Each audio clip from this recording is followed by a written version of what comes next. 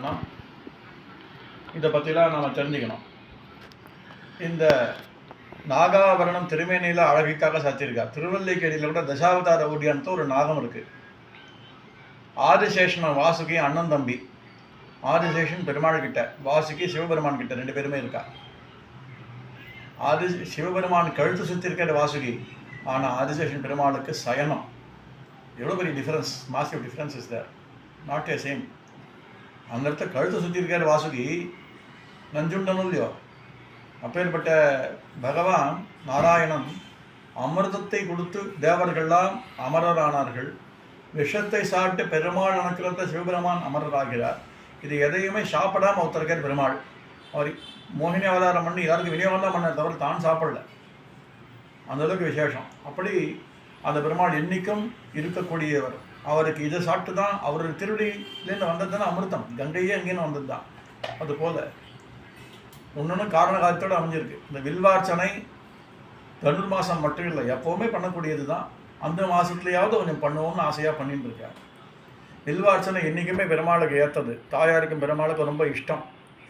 வில்வம், துளசி, தாமரை, அல்லி, அரளி, நந்தியாவட்டை, பாரிஜாதம், இதெல்லாம் ரொம்ப விசேஷமான புஷ்பங்கள். பெருமாளுக்கு ரொம்ப இஷ்டம். இதெல்லாம் விஷ்ணுக்கிராந்தம், இதெல்லாம் இந்த புஷ்பங்களிலே முக்கியமானவை துளசியும் தாமரையும் வில்வமும் தான். அருகம்புல் கூட பெருமாளுக்கு தான், அப்புறம் தான் மற்ற தெய்வத்துக்கெலாம். எல்லாமே பெருமாளுக்கு தான் சொந்தம்னு சொல்கிறோம். சாஸ்திரம் அப்படி சொல்கிறது, நாங்கள் சொல்லலை. அதில் மார்கழி மாதமாவது வில்வத்தை சேர்ப்பமேன்னு ஆசையாக சேர்க்குறேன். நித்தியமே 365 நாள் பெருமாளுக்கு வில்வம் தாராளமாக சேர்க்கலாம், ஒரு பிரச்சனையும் கிடையாது. அப்புறம் நாகாபரணங்கள் புஜத்தில் இருக்கேன்னா வெளியில் கவச்சமாக சாத்தியிருக்காங்களே தவிர திருமேனியில் பார்த்தோம்னா கிடையாது. புஜ கீர்த்தி, ஒரு மகாராஜா போல் பெருமாள் திருமணியில் அவ்வளவு ஒவ்வொரு மைன்யூட் டீட்டெயில்ஸ், திருவடி முதல் திருமுடி வரை எல்லா இடங்களிலும். இது சிற்பியால் பண்ணவே முடியாதுங்கிற அளவுக்கு தான் சொரூப லட்சணம். அப்படி இருக்கும் பெருமாள் கிட்ட. முன்னையும் இருக்குது, பின்னையும் இருக்கும்.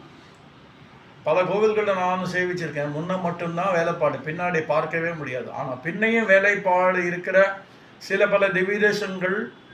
அதில் ஒன்று முக்கியமான க்ஷேத்திரம் திருப்பதி, திருமலை. அப்படி கண்டிப்பாக நாம் சேவிக்க வேண்டிய அந்த எம்பெருமான். அவர் திருமேனியில் அந்த சங்கச்சக்கரம் வச்சுட்டுருக்கார்.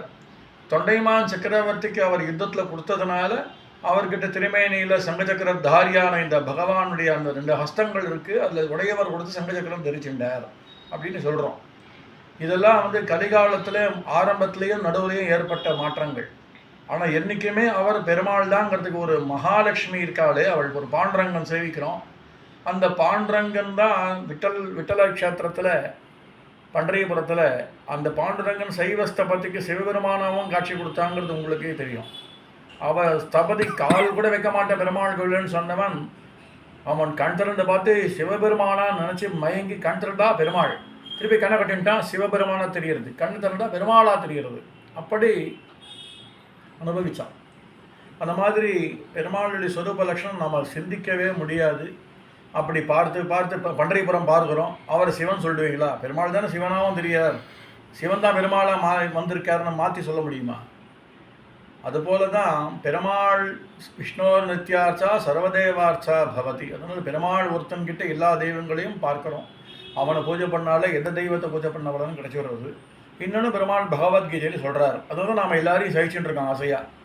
நீ எந்த தெய்வத்தை எந்த பக்தன் எந்த ஒரு விருப்பத்துக்காக பூஜை பண்ணினாலும் அந்தந்த பக்தனுக்கு அந்தந்த இஷ்டத்தை அந்தந்த தெய்வ சுரூபமாக நான் தான் அனுகிரகம் பண்ணுறேன். நீ அதை தெரிஞ்சு நீ எங்கிட்ட நேரம் வந்தினா உனக்கு இன்னும் விசேஷமாகவே பண்ணுறேன்னு கவலைப்படாத, மோட்சமே தருகிறேன். நீ எந்த சுரூபமாக என்ன சேவிச்சாலும் அந்த சுரூபமாக அந்த சுரூபத்துக்கு ஏற்ற மாதிரி தான் வரங்களை நான் தருவேன் அப்படிங்கிற மாதிரியே பெருமாள் சொல்லியிருக்க. அதனால நாம் எந்த சுரூபத்தை எந்த தெய்வத்தை சேவிச்சாலும் அந்த தெய்வத்துக்கு என்ன சக்தி உண்டோ அந்த சக்தி வரைக்கும் பெருமாள் நமக்கு அனுகிரகம் பண்ணுறார். தீர்த்தம் வருது, எல்லா விதமான பைப்லேயும் வருது. பைப்பே இல்லாமல் அருவியாகவும் கொட்டுறது.